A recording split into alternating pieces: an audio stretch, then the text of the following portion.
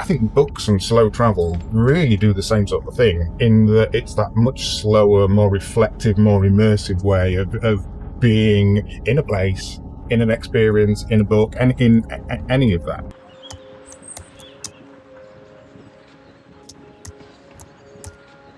Hi, I'm Harriet from Byway, and I'm here on the beautifully scenic Sade to Carlisle line, and joined here with Tim.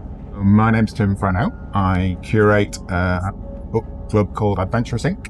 Can you just tell us what Adventurous Ink is and kind of how it started and the thinking behind that? Of course. It's a seasonal book club to help people reconnect with themselves, each other, and the rest of the natural world. So it's all about travel, nature, adventure, philosophy, poetry, all the good stuff.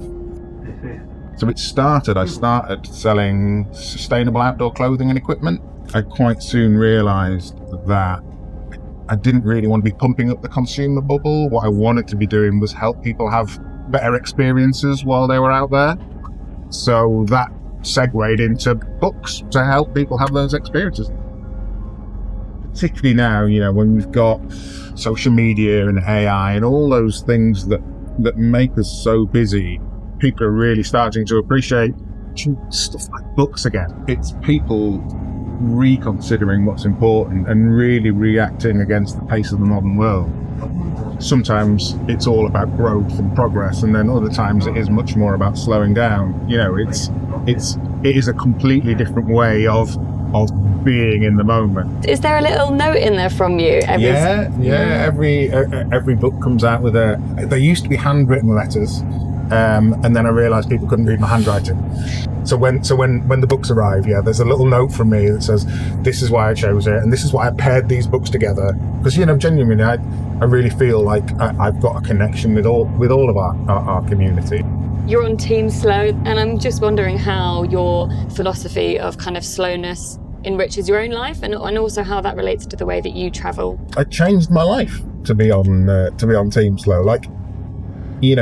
15 years ago, I'd started a little business part-time while I was working, and then eventually I got to the point where I could quit my career and give up the day job so that I could concentrate on the books and concentrate on my regenerative practice.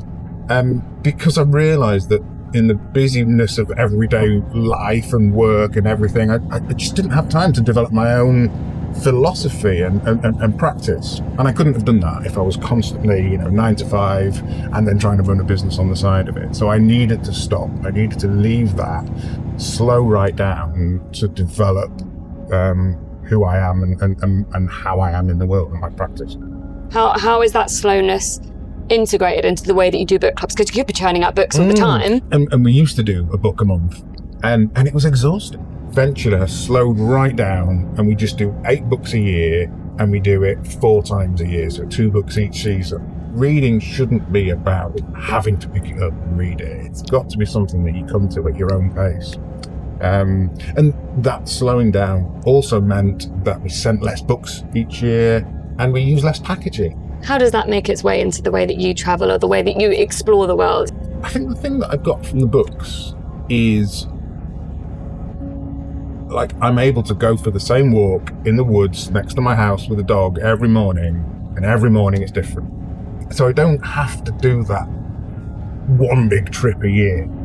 For me, whenever I go somewhere, I'll always try and read some books about it. Not just the planning of it, but the reading around it and the hearing the stories of the place and the people, so that when you get there, the experience is so much deeper. You can't go and do a place. All you can do is try and be in a place.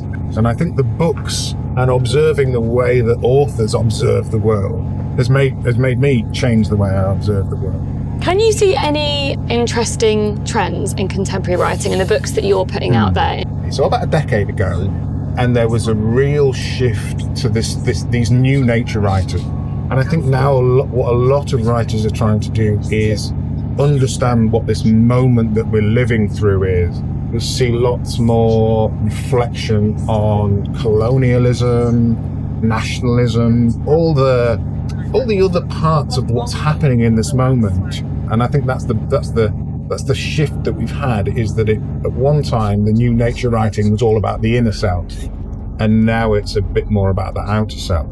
So if you were on a desert island, Tim, what would be the book that you would take? I've always wanted to be asked the desert island question, but it's so hard because I read a lot of books. I like a lot of books. And then I went back to this one, which is The Living Mountain by Nan Shepherd, which is a beautiful book. So she wrote it at the end of the Second World War, and it wasn't published until 1977, but it really anticipates all of the slow movement and really experiencing a place in a way that most other books certainly didn't at the time, and still a lot don't. And it really gets across the fact that which she says in the book, she says the thing to be known grows with the knowing, and it's beautiful. It's like the more you know something, the more it expands. So this is page 105 in The Living Mountain. I began to discover the mountain in itself. Everything became good to me, its contours, its colours, its waters and rock, flowers and birds. The process has taken many years and is not yet complete. Knowing another is endless, and I've discovered that man's experience of them enlarges rock, flower and bird. The thing to be known grows with the knowing. She always said that there's more than one way to climb a mountain, because at the time everyone was obsessed with getting to the top. And she was obsessed with about delving right into it. And I really think that's a bit of a metaphor for travel, because most people think that travel is about going places, not about being somewhere. And she really got the importance of being somewhere. What are some of your own travel experiences that have really shaped you? We've never done this train line. But I came here a lot with my dad, and he introduced me to the natural world and got into it because he could see that I was into it, and it was the thing that we did together. So we'd come up here and we'd walk all these hills. His dad was a train guard, and we grew up in Doncaster, which is a big train place. So he was mad for his trains, and he talked about this route. So yeah, it's really cool to come and do it without him. I mean, he's passed away now, so he couldn't be here, but I know he'd be really pleased. I remember we did a holiday in Scotland, the Carlisle of Lochauge, and it's another one of those amazing train journeys right across the heart of Scotland, from one side to the other. And I've still got this really distinct memory. We'd gone all the way through the hills, a bit like round here. And then you get right down to the edge, and the sea lock runs alongside the train.